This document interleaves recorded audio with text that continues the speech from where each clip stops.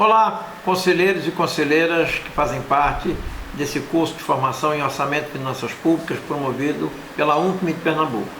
Hoje é dia 20 de maio, nós vamos para a última etapa, mas que não é o último passo dado na tarefa de construirmos essa grande compreensão das questões econômicas, das questões de políticas econômicas, das decisões governamentais que vão interferir na tributação, na formação das receitas, na elaboração e execução dos orçamentos públicos, porque lá na ponta trata-se de discutir o financiamento da educação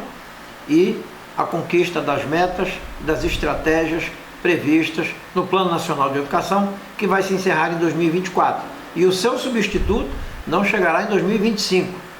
Se você observar as regras do Plano Nacional de Educação aprovado em 2014, já no primeiro semestre do próximo ano, 2023, deverá chegar ao Congresso Nacional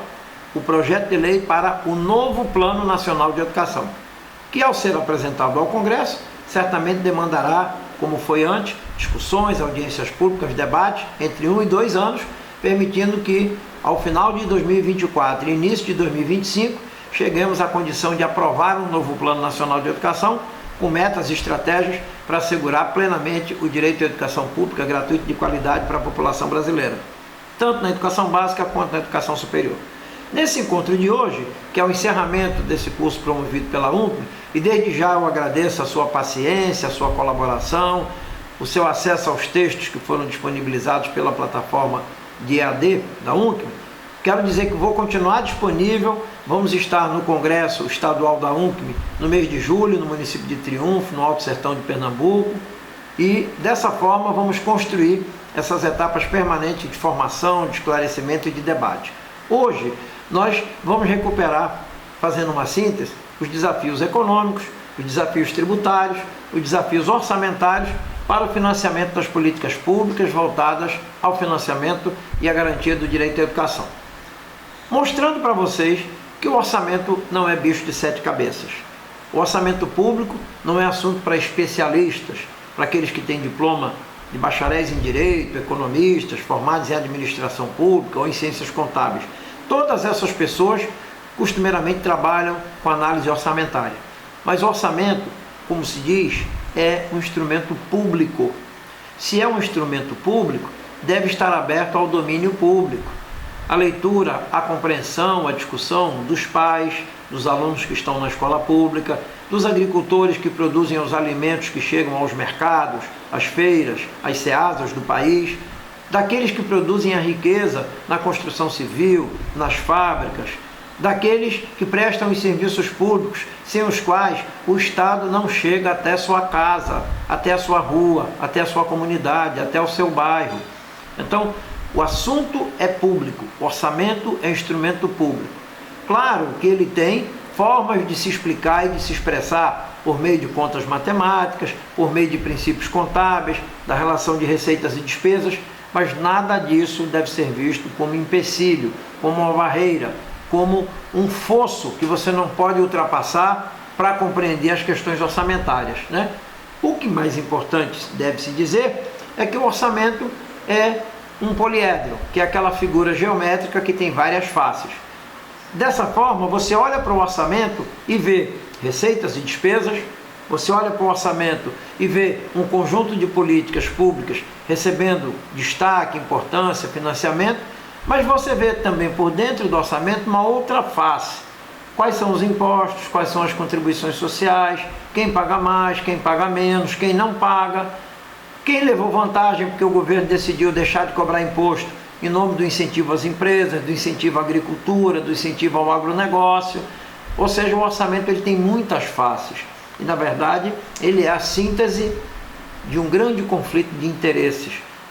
sobretudo na destinação dos recursos públicos ou dos fundos públicos arrecadados. E segundo alguns estudiosos, como o jornalista, pós-graduado em assuntos econômicos, José Carlos de Assis, que junto com o matemático Francisco Antônio Doria escreveu um livro super didático que se chama O Universo Neoliberal em Desencanto. Eu tive o prazer de conhecer José Carlos de Assis quando fui deputado federal, uma pessoa extraordinária, dotada de uma grande capacidade didática de desvendar de desenrolar esse novelo do noticiário econômico do dia a dia na grande mídia, que a maior parte das pessoas que não são do ramo não entendem, pois ele faz isso com muita maestria, com muita didática. E eles nos disseram, né, que o orçamento público hoje é o grande espaço de disputa pela riqueza. Há 40, 50 anos, a riqueza se disputava na relação entre capital e trabalho. O dono do capital, o dono dos meios de produção, que compra, que aluga a força de trabalho e retira do valor trabalho aquela parte que não é paga, ou seja, o sobretrabalho, a mais-valia que não é paga para o trabalhador, gerando assim um acúmulo de capital e de riqueza por parte da classe patronal, além dos ganhos com a circulação das mercadorias, a mercadoria que gera dinheiro, que volta a virar mercadoria, assim sucessivamente, o dinheiro que gera mercadoria, que se transforma em dinheiro, que depois se transforma em capital, mas não é disso que nós estamos falando. Segundo os estudos que foram apontados, sobretudo pela obra do José Carlos de Assis e do matemático Francisco Antônio Doria, nós estamos hoje, nos orçamentos públicos, vivendo uma autêntica guerra entre a sociedade que precisa do Estado para financiar seu bem-estar, seus direitos sociais, e os grandes capitalistas que querem abocanhar os recursos orçamentários através do mecanismo da dívida pública, que cresce de acordo com a manipulação da política monetária, de combate à inflação, a política cambial praticada pelo Banco Central, e é dessa forma, com essas manipulações, que você impacta o orçamento e faz uma dívida explosiva, que não tem nenhuma relação com estradas, ferrovias, portos, aeroportos, laboratórios, universidades. Não, tire isso da sua cabeça. A dívida pública brasileira, ela é praticamente 100% uma dívida sem nenhuma relação com o desenvolvimento econômico do país. Nem com estradas, nem com fábricas, rodovias, laboratórios, universidades, aeroportos, centros de ciência e tecnologia, não. Hoje, o grosso do endividamento público brasileiro nasceu da manipulação da política de combate à inflação, de defesa da moeda, a chamada política monetária, das artimanhas praticadas pelo governo para poder operar as relações cambiais da nossa moeda com o dólar, com o euro, sobretudo com o dólar, e dessa forma impactando a necessidade de aumento da dívida pública, que traz, como um trem que traz nos seus vagões, os encargos no pagamento de juros e na amortização, o pagamento da dívida principal quando ela vence de um ano para outro. Então, é esse grande contexto que vem prejudicando o financiamento da educação, prejudicando a expansão do emprego, prejudicando a infraestrutura, prejudicando os preços dos serviços que foram privatizados. É essa macroeconomia da riqueza para alguns e da estagnação para a maioria que precisa ser enfrentada. E a nossa proposta é que a formação de professores, dos profissionais de saúde, dos profissionais da previdência, da assistência social, do desenvolvimento urbano, da moradia, do acesso à água, ao saneamento nas cidades, todos esses profissionais passem por uma outra visão para a sua formação. Que também tenham o direito de estudar a introdução à economia, uma crítica da economia política vigente no país e no mundo, que possam estudar a relação dessas decisões. Eu sou professor, não tenho nada a ver com a decisão tomada por um economista no Banco Central. Certo ou errado? Errado. Porque aquela decisão tomada por um economista do Banco Central, pelo ministro Paulo Guedes, ministro da Economia do governo de Bolsonaro, essas decisões podem produzir menos investimentos sociais, menos investimentos na infraestrutura, menos empregos, mais fome, pobreza e miséria. Mas, por outro lado, vão produzir maior riqueza dos grupos financeiros, maior riqueza dos grupos econômicos internacionais que vêm para o Brasil, como vieram os portugueses, como os espanhóis foram para a América Latina, em busca das riquezas naturais, do ouro, da prata, como daqui saiu o pau-brasil, como daqui saíram e saem produtos naturais, produtos básicos, sem nenhum valor agregado, sem nenhum desenvolvimento tecnológico, fazendo com que o Brasil retroceda e volte a ser um país exportador de produtos primários, mas importador de produtos com grande tecnologia, encarecendo, portanto, essa nossa relação econômica com o mundo, em prejuízo do Brasil e em favor dos grandes países do mundo capitalista, sobretudo do mundo capitalista do hemisfério norte, do mundo capitalista europeu e asiático. Então, o nosso encontro, ele é um encontro que deixa nos textos base todas as informações